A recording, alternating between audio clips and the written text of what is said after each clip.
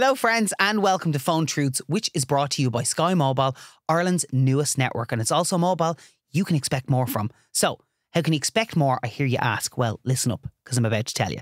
So you can expect flexible data plans to let you change your plan whenever you like. You can also expect your bill to come down automatically once your phone is paid off, and you even get access to exclusive Sky rewards, like flights to Europe and loads more. It sounds absolutely incredible, to be fair. So don't settle for less. Sky Mobile is here, and it's time to expect more. You can visit sky.ie/mobile to find out more.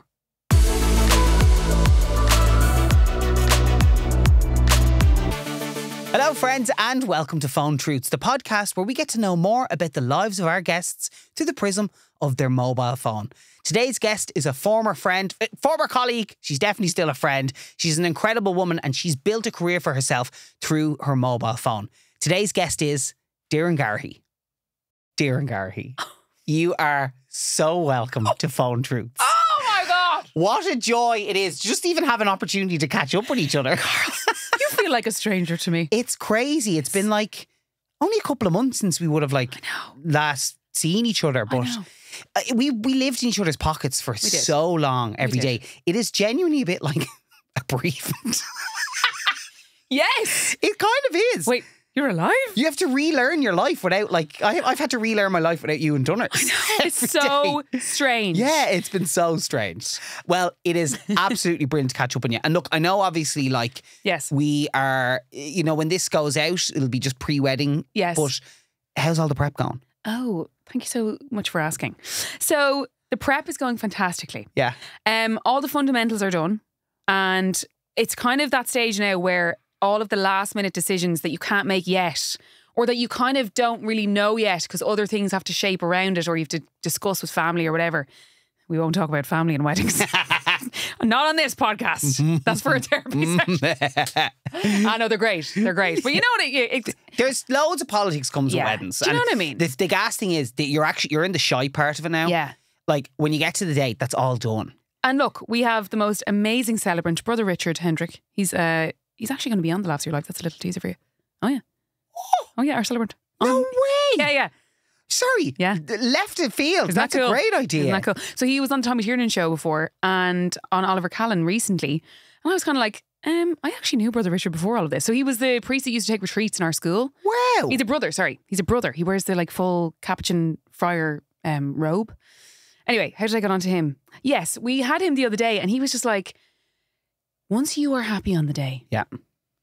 You just have to keep coming back to that. Yeah, And exactly. we do. And we're being really good at boundaries. Yeah. Because people can stick the oar in, Carl. That's the stressful part. Yeah. Do you know what I mean? Yeah. And you have to just be like, this is our day. This is our day. Simple. And we want to be able to look back and go, we did it our way. Yes. That rhymed. Didn't mean it. Sounded beautiful. Sounded like a little poem. But yeah, no, I'm so excited. I'm equal parts excited and nervous. I still can't believe I'm a bride. I think until you go on your hen, it doesn't sink in. Sorry, I don't think it ever sinks in. Yeah. Myself and Ashley look at each other and I'm like, what? you're my wife. What the fuck? I am a husband to you. It's like, and then if ever I'm acting if there's a bit of nonsense going on, Yeah. she's like, you're a dad. I love that. You know what I mean? You're a dad. Like, what are you on about? Or a father. Yeah. She used to love using that one on me on the radio. I'd make some sort of a fart joke and you'd be like, you're a father of two children. You literally have children. The big thing I would say to you now is in the lead up to the wedding is no matter how prepared you are, it'll get horrendously mental in the few days leading up to it. There's nothing you can do about it. You have to just lean in. Just be prepared for it. Just try and lean then in. It gets to the day and it's all done. Yeah. And you just enjoy And on it. the day, once I look fab, it's the most outside of important that, thing. yeah. Yeah. I mean, we all exactly. know that's why I left radio, to look fab for my wedding. Do you know what I mean? Do you miss We're wearing the getting there. sweats every morning? Oh my, Carl, I've made an active effort. I don't know if you've noticed. I am now very focused on my look day to day. I had so many years of feeling like a literal gremlin. And I Got boiled ham, as we used to call ourselves. We were boiled hams. Yeah. And I'd go in with my hair unbrushed. I remember producer Grace actually, because she's one of the few people that knew that Mark was going to propose to me. And she knew the day that he was going to propose to me because he needed to ask for, could I have the next day off? Myself and Donica still are annoyed at producer Grace for keeping that from us. That you didn't know that. And she always says that the morning she knew I was going to be proposed, she was like, I need to get her a fucking hairbrush. The actual state of her. Like, I would just go in, but like, you need comfort that hour of the morning. like, it's but then just... I would just drag it throughout the day and just look shit all day long. So I really have made an active effort to focus on just, because it really does make you feel so much better. Just even just, you know, Carl, you and your shackets. Listen, I love a shacket. You know, get the shacket on. It's kind of easier for lads though, I think. Yeah. Listen, you can just, like, put a t-shirt and a shacket on and it's like, oh, look at you're all fat stuff. I'm like, all right, yeah, grand, thanks. That was easy. Like. Just scrub up well. Yeah. So I want to start off by, you know, talking about your phone from the point of view of, I feel like you'd be in a similar situation to me where you probably be quite grateful to your phone for your career. Oh yeah, massively. Like, without my phone, I think all of it wouldn't have happened. Okay. Now, I was in radio before I ever used my phone to kind of catapult myself. Yeah. So I think I probably would still be in radio. And actually, yeah, I think I would still have a similar, hopefully, trajectory in radio if I'd never tapped into what my phone could do for me. But it was the Snapchat impressions that really elevated where I was at. Because I was doing the entertainment news in Spin. Yes. And I really wanted to be on air full time. And I was like, how can I get them to notice me? Because I kind of realised if you have another string to your bow that you can bring to on air or just show something or even just show that you want it really badly and do something about that it's going to help you. And so I knew I was good at impressions. And at the time, obviously, Snapchat was so big and the Pip O'Connors and the Roz Purcells and the So Sumis were all big. And so I did the impressions of them and then it just took off. So from there, things have just been so consistently busy, in the best possible way. So without my phone and social media, that definitely wouldn't have happened. What was it like at that moment for you? Because I don't know, you probably got a lot of it at the time in particular, oh Jesus, it happened for you overnight. Yeah. But like, it didn't happen for you overnight. There was a load of graft and a load of work went into it beforehand. But I remember your first viral video. Yeah. What was it like at that point where it was like, shit, this is happening now? Yeah. There's How no did that going feel? back. So it was the night I uploaded it was the same night that Trump was elected. First time round. Will this have gone out by the time the American election happens, Carl? I don't know. Depends on how good your episode is. Fuck. Am I allowed to curse? Yes, of course you can. Oh God, that's so scary. So he could be back in. Who knows?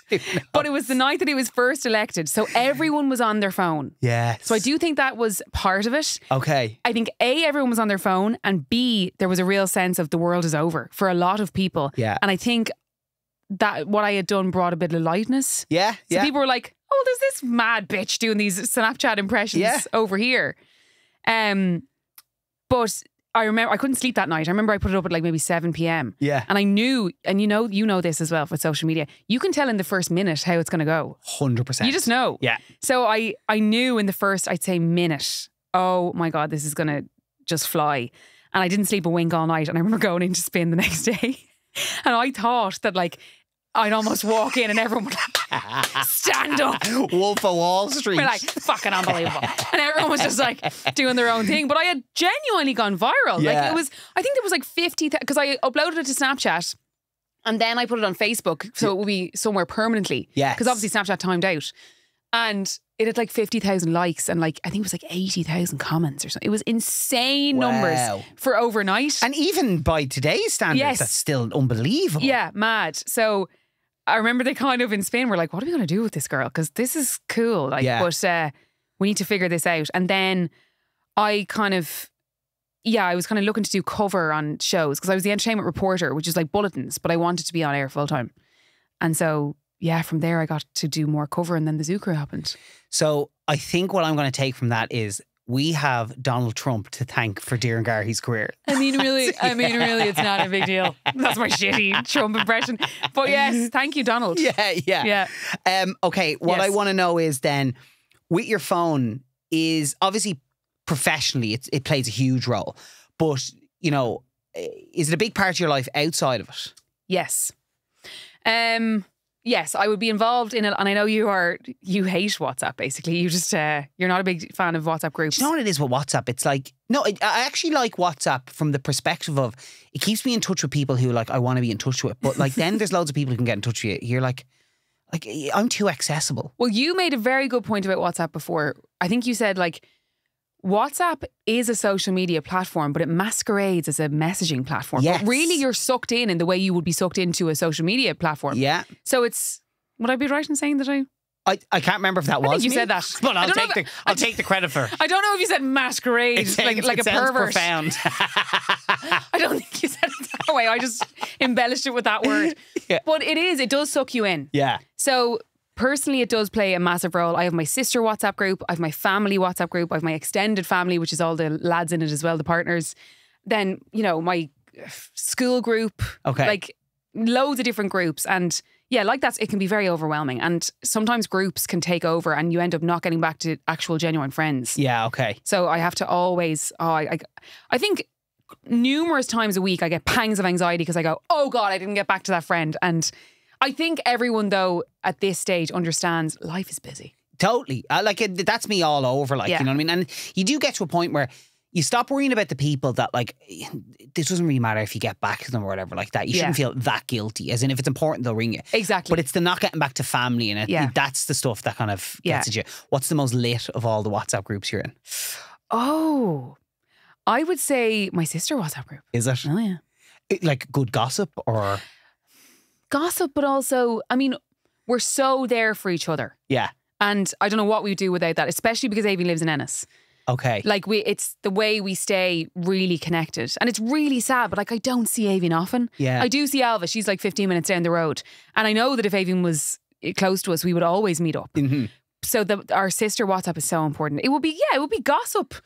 I think I'm not going to sit here and deny that we gossip. Of course we gossip. Sisters, you have to. Yeah. But also advice for each other, sending in outfits does this look good? No, it looks shit. Avian sent in something the other day and I was like, Avian, you may be a mother, but you are still a sexual being. She was like, what? I was like, you got to start dressing. You're sexy, Ave. So it was a compliment into what she was wearing. Oh, I was like, I know you're a mom, but that's real mom vibes. Oh, I was okay. like, you got to start wearing form-fitting stuff. You're a hot woman. So it's good honesty. Yeah, okay. So I would say, the sister WhatsApp group. What's the sister WhatsApp group called? Can you say?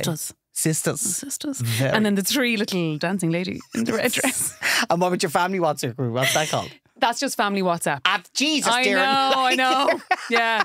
And then I don't even know. I think the other one's just called extended family WhatsApp. I'd love to know, what's Eugene like in the WhatsApp group? Is he I feel like Eugene be firing videos in left, right, and centre. Yeah. Well, now he's actually not that bad because I know your dad can be bad for sending in videos. My dad is desperate for sending. Great videos. Dad scatterguns you. Well, Dad, some of them are hit and miss, but Dad scatterguns you with them. So you don't get it just in the family WhatsApp group. Then you get it personally. No. Oh, it's just a blanket Spam. send. Yeah, 100%. Okay. Yeah. Well, Dad's sometimes Dad's like Temu. Just absolutely constant flinging the stuff at you. Yeah. Yeah. Dad can be very profound actually via WhatsApp. He loves an old poem and things. Or he'll just come out with some compliment for one of us. In the extended family group, he'll say something profound or... No, he's good now. He's supportive and he likes to kind of chime in with his thoughts on things, for sure. Yes, they are just... They're amazing. And probably to their detriment sometimes as well. My dad is such a teddy bear. He's such a feeler. Sorry, that sounds weird. But he feels everything. Yeah. And you probably saw the viral clip about him and the Irish beef. He's just a big teddy bear. And sometimes I have to go, but I am 32. I can handle this. Yeah.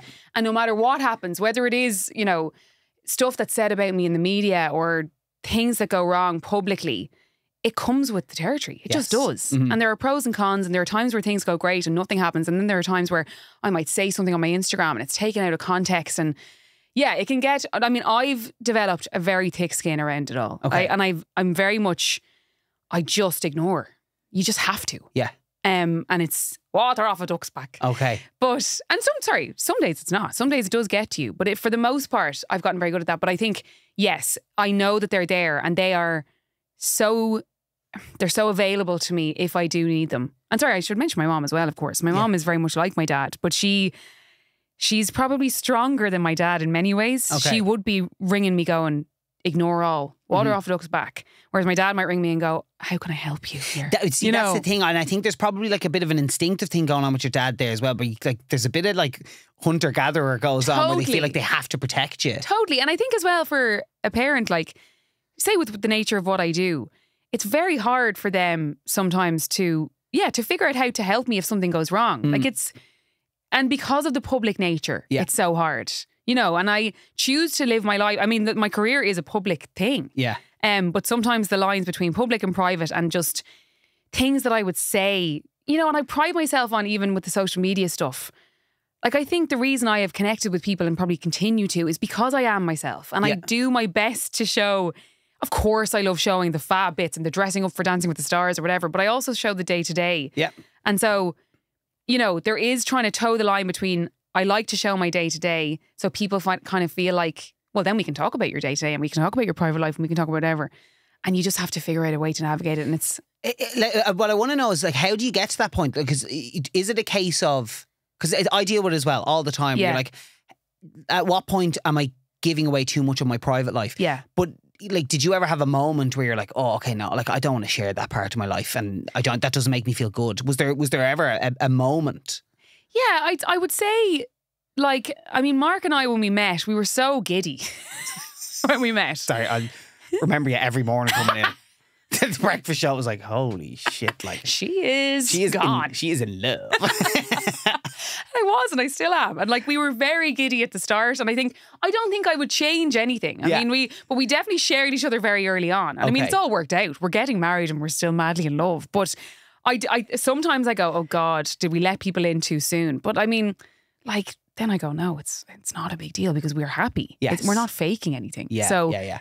But yeah, sometimes I go, oh God, would I do it differently? Maybe.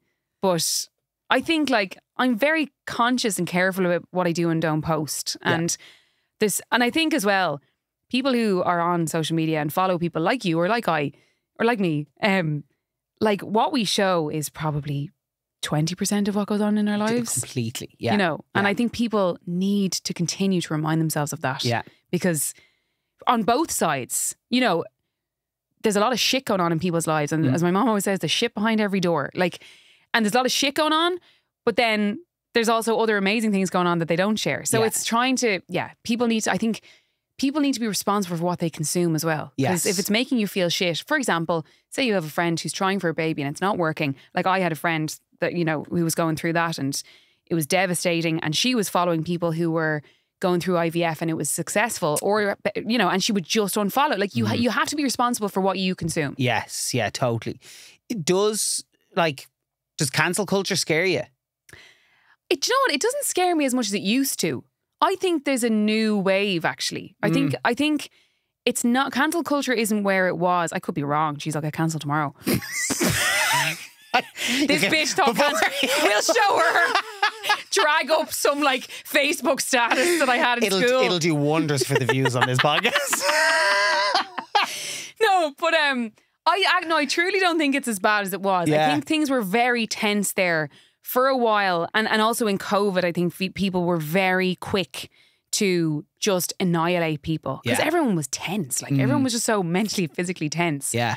But I do think there's a new wave of people going, hang on a second, like, there's nuance to everything. Yeah. And people make mistakes. Can we just accept that people make mistakes? I know you often see it on TikTok. Like, I saw a TikToker the other day who I don't even follow. You know, sometimes you go on TikTok and they serve you exactly what you were going to get engrossed by. Frightening. It's unbelievable. And there was this girl, she's Alex something is her name.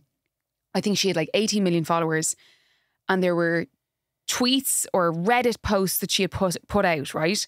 And I was like, oh God, she must have done this in recent years. She had done it when she was 13 and she's now 28. Someone found it and dragged it up. She was going through and she had apologised for it in the past publicly. Wow. Someone had just decided to bring it back up again. Yeah. She was 13 when she did it.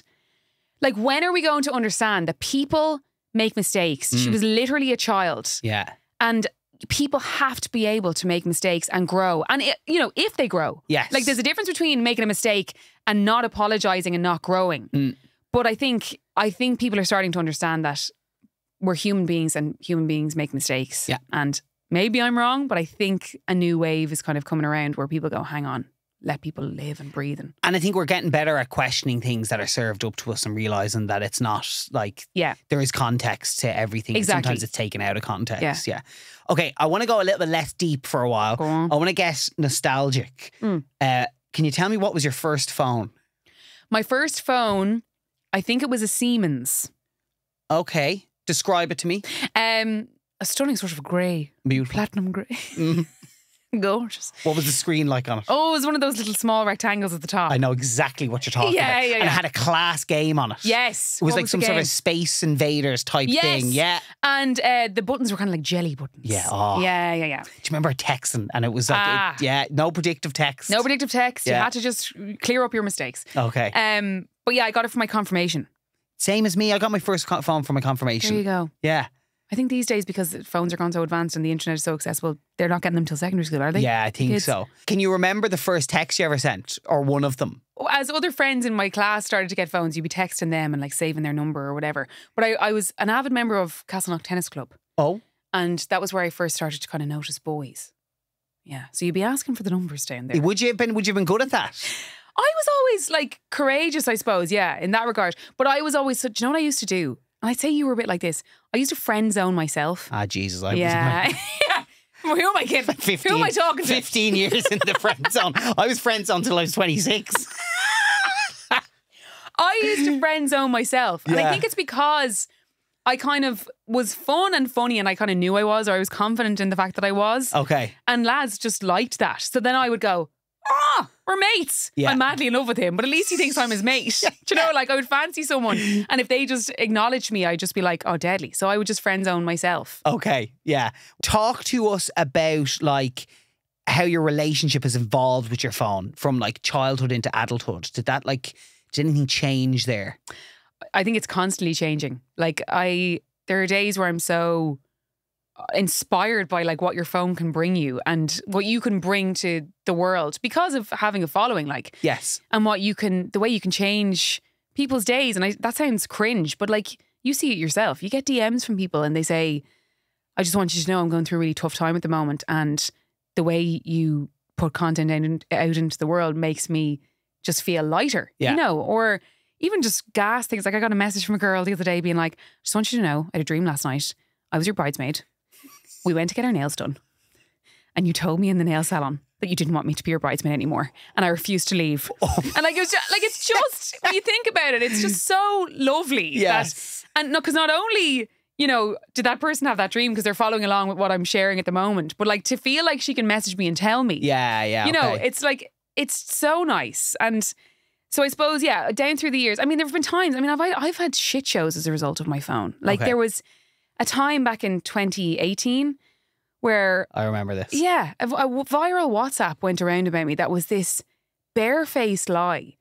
And I found it so hard. It was my first experience of, you know, I think everyone, not only in Ireland, but I think particularly in Ireland, if someone starts to get a following and it's all positive and it's all great and you're like, this is the business. And I think the first whack that you get is the hardest if something goes wrong. Mm-hmm. So I was kind of, the Snapchat thing had happened for me in like 2016, 2017. And this was in 2018. So I had a good stint of like things going well. Yeah. And then someone just made up this viral WhatsApp voice note about me that I had basically stolen someone's boyfriend. Yeah. That was just complete fabrication of nothing. And it was so hard. I found it really hard at the time.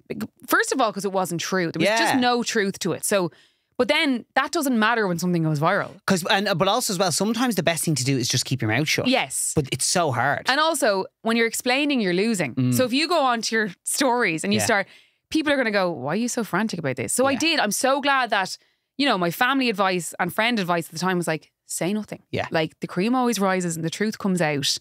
And then it got to a point maybe 3 days later where I was like, I can't really do this anymore. It was so difficult. I was going on air on Spin every night and I just was like, and people were messaging me. Like I had to block, it was mental, Carl. Like I had to block the words slut, man-stealer, slag, slapper. Like all these like, okay, are we really still using these words? I had to block all those comments in my comments on Instagram. And they were making them under like posts from weeks ago or months ago.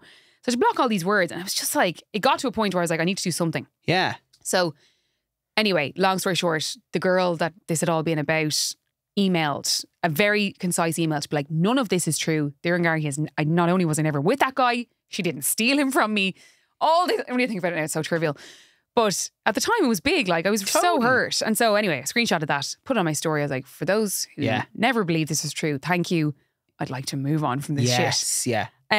Wait, when it's dragging, when it's pulling your reputation though, like into it, like, you and know also what I mean? because my reputation in general, but also I would consider myself to be a girl's girl. Like, I would never do that. Mm-hmm. And one of 3 girls, and we're just a family of girls and women, and you know, that was really hard. Yeah, so there have been times where I've loved my phone, and times where I've absolutely hated having any kind of, you know, public profile on my phone. Because you can't get away from it. Yeah. Yeah, it is. It's but terrifying. riding the wave is always the way to go. Just keep moving. And the people, and you're always going to have people who are naysayers, or, you know, and you just have to realise that they are actually a small minority of people. Yes, okay.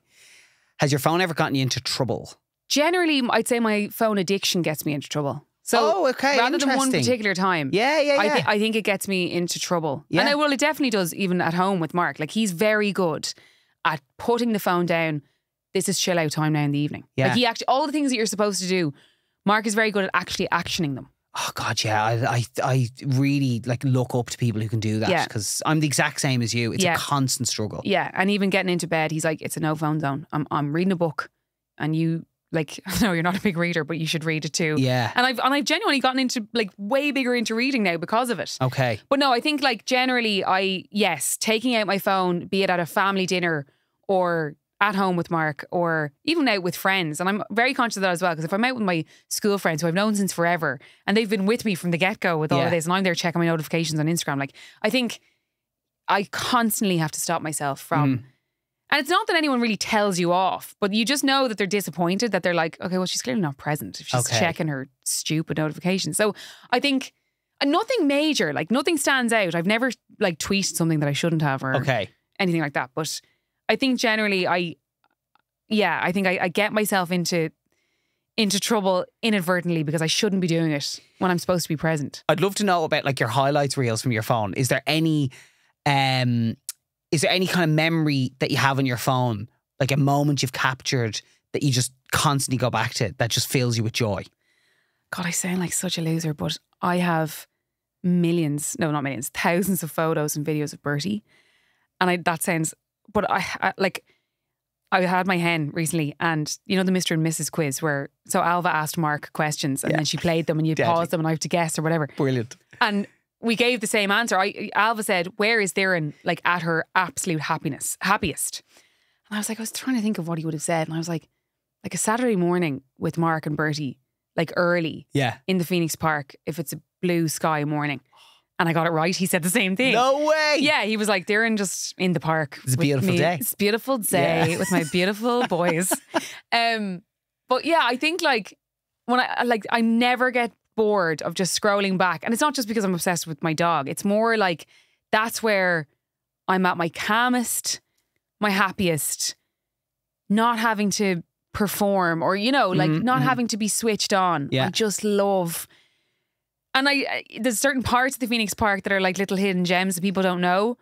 And I think, like, all of those videos of him and me and Bert in the park, or pictures as one big highlight reel, would be like, that's my haven. I just love that. I would like to now get into the good, the bad and the ugly. So I'd love to know, what is the best phone call you've ever received, or one of them? I would like to think something personal, but I think it's actually probably something professional. Right. So I had done bits of radio, bits of sketches, bits of stuff for The Player.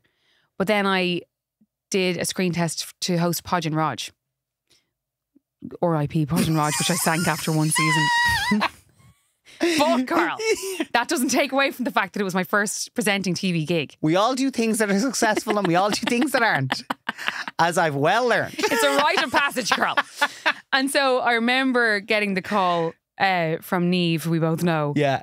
And answering the phone, and she said, am I speaking to the new host of Podge and Raj? And amazing. It was just amazing. It was just such a vote of confidence that I had got that, because I knew a lot of people had screen tested for it, and also because it's like, it had its own legacy, Podge and Raj. They're legends. Yes. And, you know, it was it was big shoes to fill with Lucy Kennedy. She was just iconic in that role. Yeah. So it was a vote of confidence and like, God, I can do this. Like, because I did go through a stage of like, am I only ever going to do sketch stuff, or will I get into actual presenting roles? And that was my first experience of that. So it was that was a deadly phone call to get. I'd love to know, what is the best phone call you've ever got to make? Have I mentioned I'm engaged? Sorry, I just thought I'd remind you. But I do. I think last year, I mean, it was such a shock the day that I got engaged. I kind of an idea around the time, but the day in particular was like a random Thursday morning. And making the FaceTime calls to you and to Donica and to all my friends, it was just the screams out of people because it was so unexpected. Yeah. And like, I would never FaceTime you. I'd never FaceTime Donica. I was like, she's gone. Yeah. Now, that moment came. A few months later. Yeah. But I think, there's nothing like it. Like, nothing can prepare you for the reaction people give you when you say you're engaged. Yeah. Like, it's unbelievable. It's such a bubble. That's it. It's a beautiful thing when you like have moments where you're like, oh my God, I'm actually able to like impart a bit of joy on people. Yes. You know, it's seeing your news make other people happy. It's actually a really lovely thing. It's and actually, like, leaving 2FM, I think one of the biggest learnings for me there was that the love out there that people, like, that sounds again so cringe, but like, I had no idea that people, I suppose, enjoyed what we were doing or what I was doing or brought to the show as much as they did. Yeah. And it isn't until that happens that you see it.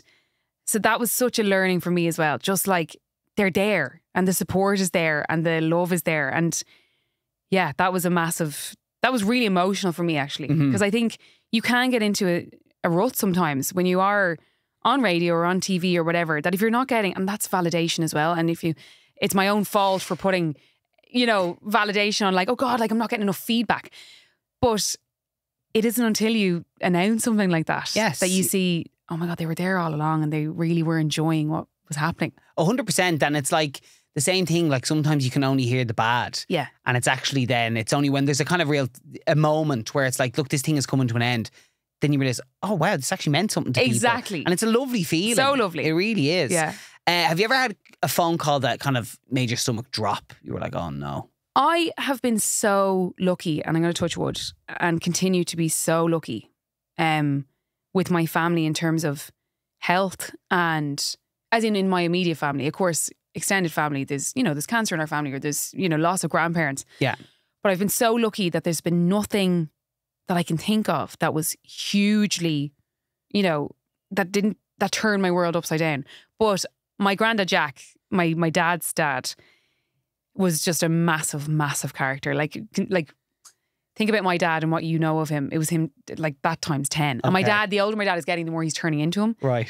Like just minus fucks given, and like just peak delegator. Like gets everyone to do everything for him. Yeah. My granddad was really like that. Like would just have gophers, but they'd love him. Yes. And my dad is like that. Like my dad will just get us to do things. My mom calls him skill. My mom calls him the Pied Piper. He calls for his daughters 3.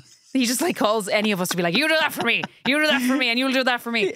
But I remember it actually turned out to be a good. So I was in junior cert year and I was about to do my mocks on the Monday morning, and I was at home on the Sunday, had done 0 study. Like I was not. You just fail the mocks. Yeah. Another rite of passage. Exactly. Just fail them. 100%. Yeah. If you fail them, the only way is up. It gives you the kick up the hole to actually start doing things. Yeah. So it was like a Sunday, and it was like one of those depressing February days that you're like, would the spring ever fucking come on? But it was like freezing. And I was at home, like one of those days in your pajamas all day, eating shite, trying to cram. And I remember getting a phone call from my dad.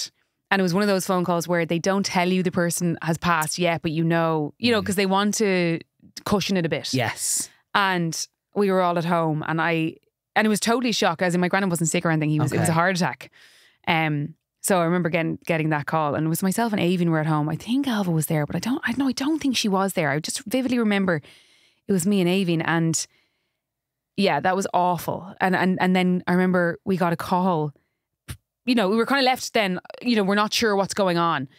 And then we got a call from one of my parents' friends to be like, I'm so sorry for the loss of your granddad. Oh, and I was like, well, we haven't actually officially been told yet. But I can't imagine how that neighbour felt. Oh, no. Yeah, but no, it was, I always look back and go, Grandad, thank you for saving me, because I actually didn't have to do my mocks then for the next 4 days. So because we had to go down to Clare, I was like, well, can't do the mocks. Yeah. So I remember being like, thanks, big ups, Grandad, for that. But that was probably, and I feel so lucky that's like, because you're going to lose a grandparent. Yeah. So for that to be the one that was really sad. I mean, my dad's from Doireann, and like the crossroads where my granddad lived is called Garrihy's Cross. Like, he was just such an integral part of the community. And like, he was the person who, say, the people who live on the Aran Islands would get in contact with if they needed a fridge or a donkey or a car. Right, yeah. He'd be the kind of person on the mainland. He was just like his funeral, like there were people, again, it was February, it was miserable, down at the Atlantic, sideways rain. And there were people queuing around my auntie's house. Like, it was supposed to go on for 3 hours. It went on for like 8. Wow. Of people coming in to shake our hands. And so, yeah, that was probably the hardest. And at that age as well. Like, I was 15. And it's your first experience of grief and stuff. Yeah. I want to actually just stick with your dad. Yeah. Because like that was one thing that always really struck me over like the 3 years that we were working on the breakfast show together. Like, you're so close to all your family. Yeah. But like, you and your dad have a gorgeous connection. Yeah, we do. He doesn't really know what to do with me these days because I'm not on radio anymore. He's kind of like, yeah, what are you up to today? I'm like, Dad, I actually have a lot of things on. He's like, right. All right. Anyway, good luck. He's like, he's lost all value. It's almost though as well, I think with a certain generation, they can't quantify it. No, they can't. Because it's like, what do you mean? Yeah. What do you mean the tick block? Oh, yeah. Like, it's like, yeah, it's actual work these days. Genuinely. Yeah. And he did, like, overall, he totally gets it. Yeah, He knows that I have my podcasts and I do social stuff and I do events or whatever. But no, we're very close. Like, we're very similar. And I think him and I have conversations that maybe he doesn't have with Aven and Alva. There's just certain interests that I would have, or like topics that I love to chat to him about. He definitely rings me a lot. Like, he loves checking in. Okay. Definitely, if not once a day, once every second day. Wow. For a good chat. And then he got a bit sore with me over the summer because obviously I went to France and I didn't really ring. Okay. And my mum was like, you better ring your father. Wow. He's sulking. He really looks forward to it every day. Yeah, loves the chats and loves to know exactly what's going on. What have you coming up? Is there any gigs coming up? Obsessed with busyness. Okay. And that is actually something that I'm kind of working on, because I think my whole family are quite obsessed with busyness in a good way, because they're just driven. They're doers. They're entrepreneurial and they're driven and they love to be busy. And so do I.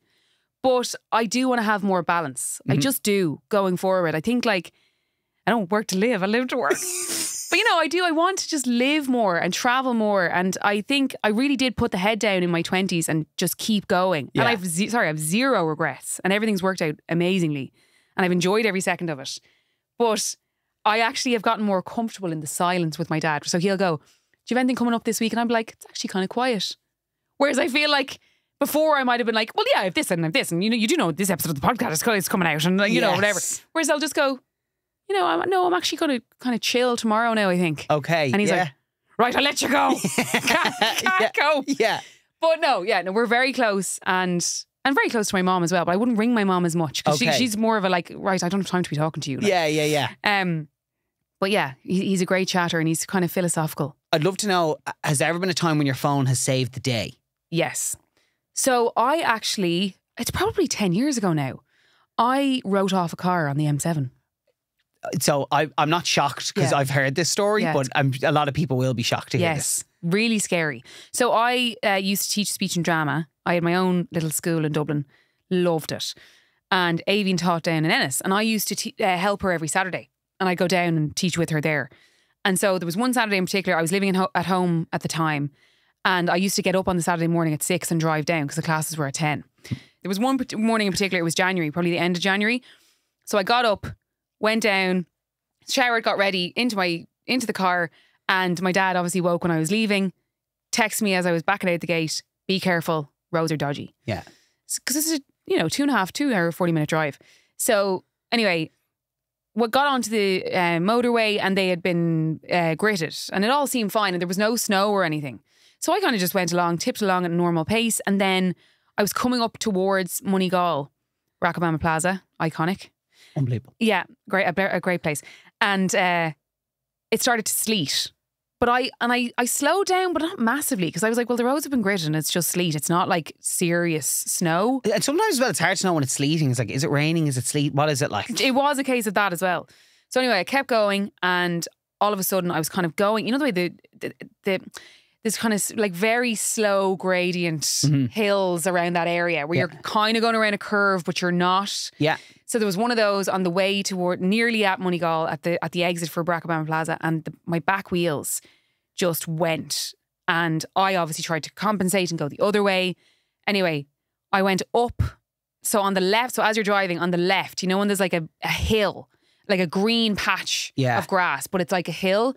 So my car went up to the top of that, and I had obviously stopped accelerating, but with the speed, it went up to the top of that, and then it flipped the whole way back down onto the road. So full on flipped probably 3 times. So I landed on my side. So if you can imagine that, on my side, so my door was on the ground. Yeah. And then the passenger door was facing towards the sky. Had you come back down to the motorway at this point? So I thought that I was on the road because I couldn't see. So the front windscreen was smashed, but it hadn't actually crumbled. Yeah. So I couldn't. It was like spider webs all over it. I couldn't see out the front. I couldn't see because I was on the side, and then the passenger window was up towards the sky. So I was convinced that I had landed on the road, and it was too good to be true. And like there wasn't a scratch on me, so someone was going to hit me, and that was the end of it. So I was like, I have to get out. It literally felt like a movie. So I went to stand up. So I was standing on my door, and I went to open the passenger door, but it was so heavy, obviously, to try and flip it back. Yeah. So then I just heard a man be like, "Don't move, don't move." So he obviously thought I would have done something to my neck or something. So he then he flipped the door back and like lifted me. I was like, "Ah." I'm doing an impression of what it would have been like. I was like, I don't know how you've managed to make this funny. He like took me like a baby. This stranger lifted me like a baby under the arms, and I was like, "Oh, like Jesus, because like that'd be hard. Like, that'd be hard. What did you say, Carl?" But I mean, like that, like it's an awkward angle to have to lift. A fully grown adult. I struggle with a 1-year-old in the cot. Fully lifted me out, and he was like, "Don't move your neck." Blah blah blah. Got out, and I was like in a state of panic. Yeah. So he was like, "What? Who can we ring?" And I was like, "I have to get to Ennis. I need to teach speech and drama." And he was like, "No, you're not going to Ennis. Yeah, you're not going to Ennis. So who are we calling? Who are we calling?" So anyway, what was the question again? It was, has your phone ever saved the day? Yes. So it did save the day. So he then said, "Who can we ring?" And I was like, "Maybe my dad." So he was like, now, in hindsight, this probably wasn't a good thing. He was like, "You're hysterical. You're not going to ring. I'm going to ring." Okay. But it was coming from my phone. Oh God, I can already imagine. So Gotobin, this is about 2 hours later back in Dublin, and my parents are in the bed, and my dad had gone down to make tea, and they were sitting up in the bed having tea, reading the papers or something. And my dad's phone rings, and it's me, and he says, "Hello, hi, Doireann, how are you getting on?" "Hi, is this Doireann's dad?"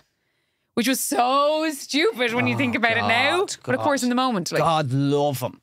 So my mom was like, I overheard the voice, and I just lost feeling everywhere. It's because he had literally texted me and said, "Watch the roads." Yeah. Narrator, she didn't watch it. So anyway, my mom was like, "I don't even remember Dad leaving." He literally was gone like a light. Because I then spoke on the phone and was like, "I'm okay," but he didn't believe. He thought he thought that maybe you were just trying to comfort him. Yes, or trying to soften the blow of saying, "Actually, I've broken a leg or broken something or whatever."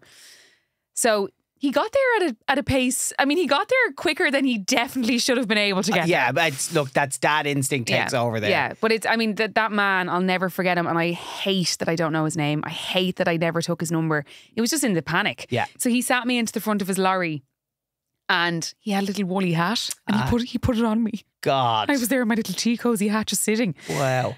Not, like when I say not a scratch, the only thing that happened was that the glove compartment opened and my Samantha Mumba album smacked me in the head. The corner. That story will never not make me laugh.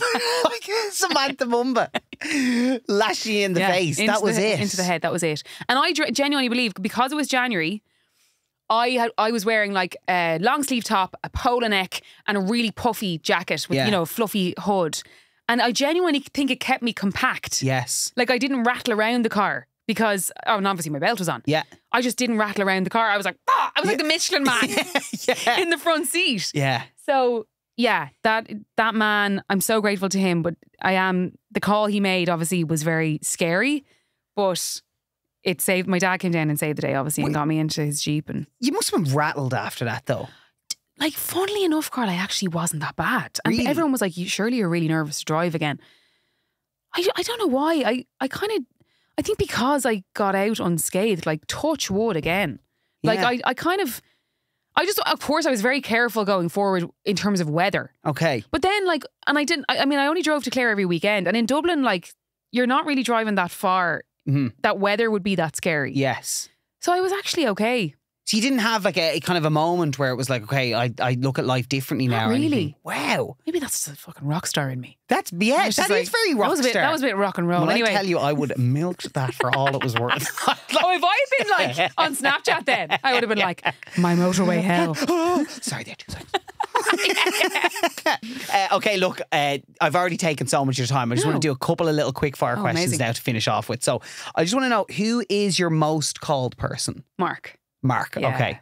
For sure. How would, like, is that just day to day? Because it's always funny, like when you get into like the real operational part of a relationship. Yeah. Like I know it myself and Ash. It's real. Like if we're ever reading each other, it's like to get shit done. It's not for a conversation or a chat. No, like Mark and I would have real long chats on the phone. Lovely. Like if I was, driving from the south side over home, that can take an hour. So I would just ring him and we just shoot the breeze. That's so nice. Yeah. That is really nice. Yeah. Like I would like save that for at home because I'm kind of like I'd get home and then if we've had the chat I'm like, Well, see, so, yeah. Well, Mark and I both love the sound of our own voices. So we never really run out of anything to talk about. So okay. Who is the most famous person in your phone book? Carl, I have a few. Who'd be the one you'd be like, oh, that's deadly? I think, do you know who I always get starstruck by? And it doesn't matter how sound he is. Baz Ashmawi. Yeah. Like, he is a rock star. Yeah, Baz is cool. He is such a cool person Yeah. to have on the phone. And like, I have Louis Walsh. That's good. That's good. Louis is good. That's a good answer. Yes, okay. Who else do I have? I have Cecilia Ahern. That's another unbelievable Yeah, I one. know. Sorry, like, P.S. I love you. Like, Yeah, Jesus. I know. Okay, you've a great phone book. Yeah. If anyone ever finds your phone on a night I'm out, gone. like, you're absolutely gone. Yeah. Okay, very good. Yeah. Who was the last person you called? Will I check? Go on. God, is it going to be something? I have 2 missed calls actually, girl. Oh, Jesus, Mary Who have I Joseph. missed? Oh, I've missed my dad 3 times. Ah, stop. 3 calls from my dad. If you want to ring him back now, you can.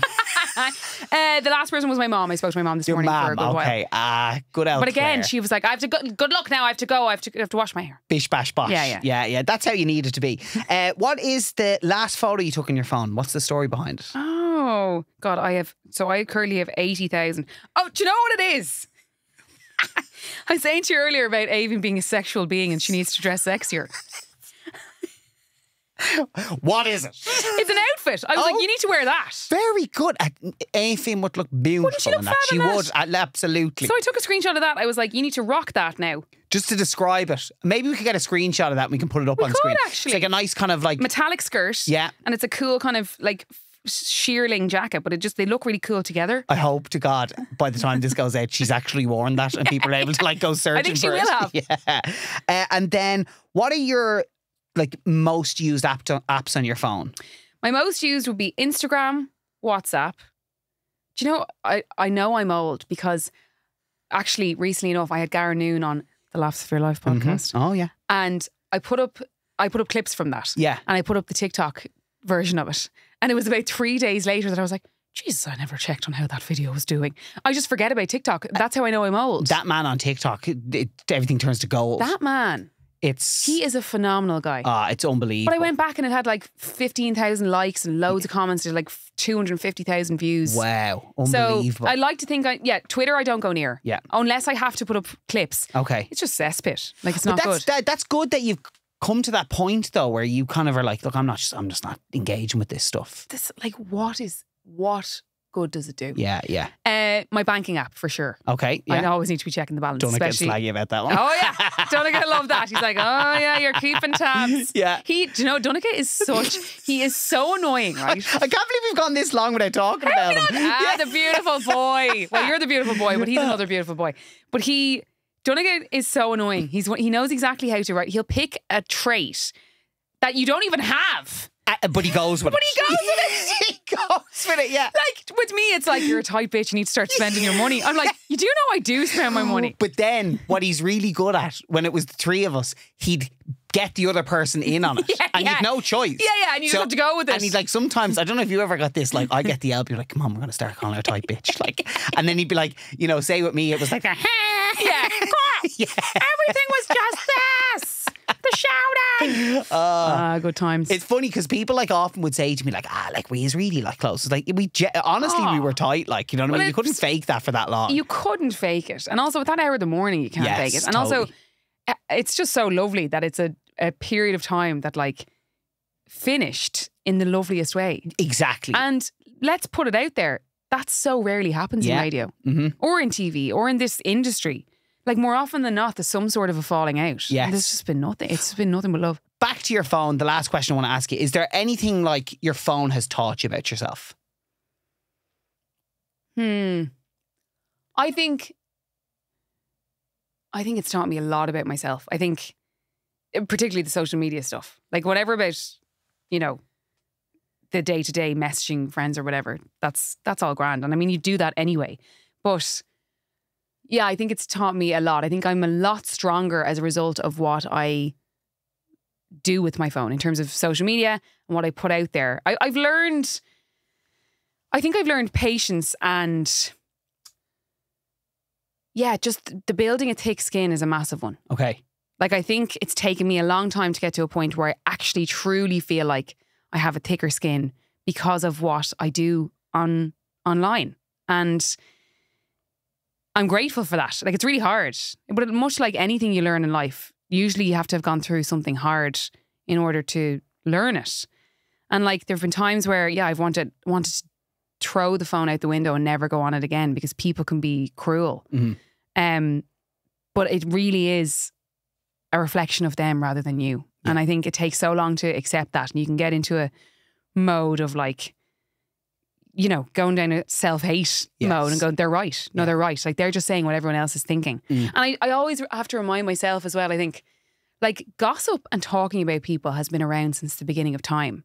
Like, you're stupid if you think that, like, social media has brought out this awfulness in people. It's been there forever. Yeah. Like, you've been talked about behind your back since forever. Yeah. So I think, yes, online puts a magnifying glass up to it and you can feel really hard done by. But I've gotten to a point now where I don't think of it that way. I just go, what's going on with them is going on with them, and what they're saying is none of my business. And that probably, to answer your question, I'm probably just going on and on about, you know, having to build a thick skin, and that's being resilient, like. Being resilient. Yeah. Yes. And I'm also really proud of what I've built, I think. Yeah. And sometimes I think, you know, people who do what we do, because we are, I suppose, in a strange bracket where, yes, we're on traditional media, but we also are influencers. And I hate that word because people have made it a dirty word. It's not a dirty word, but people have made it feel like it is. But if you're someone who's putting up content that influences people in whatever way, it influences them to live better. Like, it's not just about selling things. And I think that's what people think it is. Yeah. You know, you influence them to live better, or to go, actually, today isn't that bad because you put up a happy story. And it's like you say, those DMs come in. No one ever writes about that kind of stuff. No. Yeah. No one ever does. And I mean, and I know for you it's mostly positive. But yeah, I think it's taught me so many things. But it's also taught me like gratitude. Like, that I'm so lucky with where I'm at because of my phone.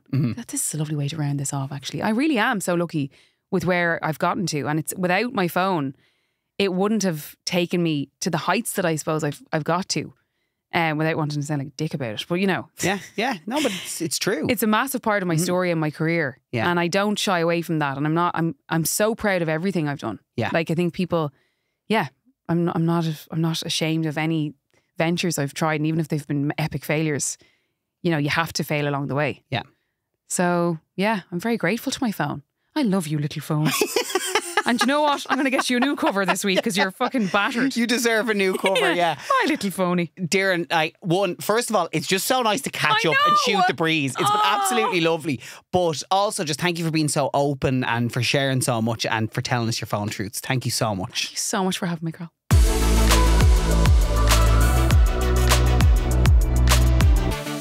Phone Truths is brought to you by Sky Mobile, Ireland's newest network, and it's also mobile you can expect more from. So, how can you expect more, I hear you ask? Well, listen up, because I'm about to tell you. So you can expect flexible data plans to let you change your plan whenever you like. You can also expect your bill to come down automatically once your phone is paid off. And you even get access to exclusive Sky rewards, like flights to Europe and loads more. It sounds absolutely incredible, to be fair. So don't settle for less. Sky Mobile is here, and it's time to expect more. You can visit sky.ie/mobile to find out more.